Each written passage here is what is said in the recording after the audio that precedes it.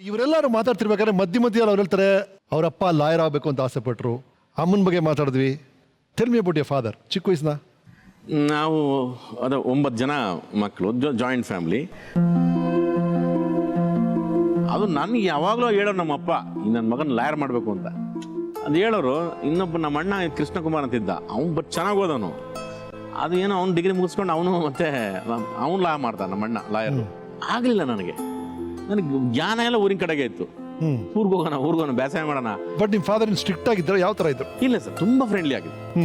ರಂಗಾಯಣಕ್ಕೆ ನಾನು 88ಕ್ಕೆ ಹೋದೆ. ನಮ್ಮಪ್ಪ ಹೋಗೋಕ್ಕಿಂತ ಮುಂಚೆ ಹೇಳಿದ್ರು ನನಗೆ ಹೋಗು ಅಂತ ಹೇಳಿದರು. ಬಟ್ ನಾನು ಹೋಗೋಕ್ಕಿಂತ ಮುಂಚೆ ತೀರೋದ್ರು ನಮ್ಮಪ್ಪನ ತೀರೋದ್ರು. ಓ, ನಿಮ್ಮ ಗೆಲುವು ಇದನ್ನು ನೋಡಿಲ್ಲ? ಏನು ನಾನು ತಲೆ ಬೋಳಿಸ್ಕೊಂಡೆ ರಂಗಾಯಣಕ್ಕೆ ಹೋದೆ. ನಾನು ತಿಥಿ ಎಲ್ಲ ಮುಗಿಸ್ಕೊಂಡೆ, ತಲೆ ಬೋಳಿಸ್ಕೊಂಡೆ ಹೋದೆ ರಂಗಾಯಣಕ್ಕೆ. ರೈಟ್. ರಂಗಾಯಣದಲ್ಲಿ 11 ವರ್ಷ ರಂಗಾಯಣ ಹೇಗಿತ್ತು? ನಾನು ಫಸ್ಟು ರಂಗಾಯಣಕ್ಕೆ ಹೋಗಿ ಮುಖ್ಯ ಉದ್ದೇಶನೇ ಅಲ್ಲಿ ಓದೋದಿರಲ್ಲ, ಸುಮ್ಮನೆ ನಾಟಕ ಮಾಡ್ಕೊಂಡು ಇರ್ಬಿಡೋದು. ಈ ಎಕ್ಸಾಮ್ ಏನಿರಲ್ಲ, ಆರಾಮಾಗಿರ್ಬೋದು ಅಂತ ಹಂಗಂದ್ಕೊಂಡು ಹೋಗಿದ್ದು. ಅಲ್ಲಿ ಹೋದ್ಮೇಲೆ ಗೊತ್ತಾಯ್ತು ತುಂಬ ಓದಬೇಕು ಅಂತ. ಕತೆಗಳು, ಕಾದಂಬರಿಗಳು, ಇತಿಹಾಸ, ಇದ್ರ ಬಗ್ಗೆ ತುಂಬ ಹೆಚ್ಚು ಓದಬೇಕು ಅಂತ ಅಲ್ಲಿ ಹೋದ್ಮೇಲೆ ಗೊತ್ತಾಯ್ತು. ಸರ್, ನಿಮ್ಗೆ 24 ಗಂಟೆನಲ್ಲೂ ನಿಮ್ಗೆ ಬೇರೆ ಯೋಚನೆ ಮಾಡೋಕ್ಕೆ ಬಿಡ್ತಿರ್ಲಿಲ್ಲ ಸರ್. ಅಷ್ಟೊಂದು ನಿಮ್ಗೆ ಎಂಗೇಜ್ ಮಾಡಿ ಬಿಟ್ಬಿಡಿದ್ರು. ಕಾರಣ 6 ವರ್ಷ ಆಯ್ತು, 1 ವರ್ಷದ ಕೆಲಸ ಅಲ್ಲ. ಬಟ್ ಈ ಮಾರ್ಷಲ್ ಆರ್ಟ್ಸ್, ಯೋಗ ಅಲ್ಲ, ಇದು ಬಹಳ ಇಂಟ್ರೆಸ್ಟ್ ಇದೆ. ಅಯ್ಯೋ, ಸಿಕ್ಕಾಪಟ್ಟೆ ಮಾಡ್ತಿದ್ದೆ ಸರ್. ಎಸ್ಪೆಷಲಿ ಯೋಗ ಮತ್ತು ಮಾರ್ಷಲ್ ಆರ್ಟ್. ಅಂಜು ಸಿಂಗ್ ಜೊತೆ ನಾನು ಸಿಕ್ಕಾಪಟ್ಟೆ ಮಾಡ್ತಿದ್ದೆ. ಬೆಳಿಗ್ಗೆ ಅಂಜು ಸಿಂಗ್ ಅಂತ ಹೇಳಿದ್ರೆ ಅದು ಯಾರು? ಅವ್ರು ಮಾರ್ಷಲ್ ಆರ್ಟ್ ಟೀಚರ್, ಮಣಿಪುರದವರು. ಟಾಂಗ್ ಟಾ ಅಂದ್ಬಿಟ್ಟು ಮಣಿಪುರದೊಂದು.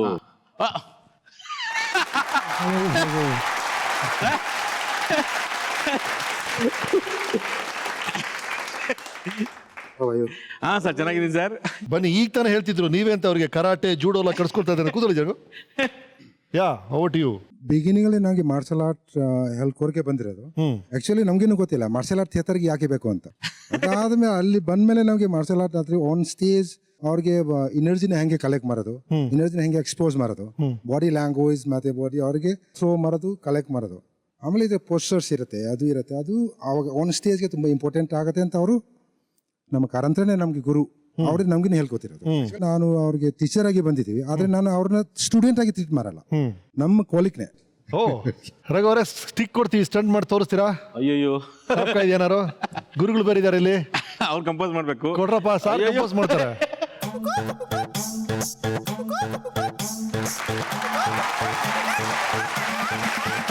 ರೆಡಿ? Yes, action.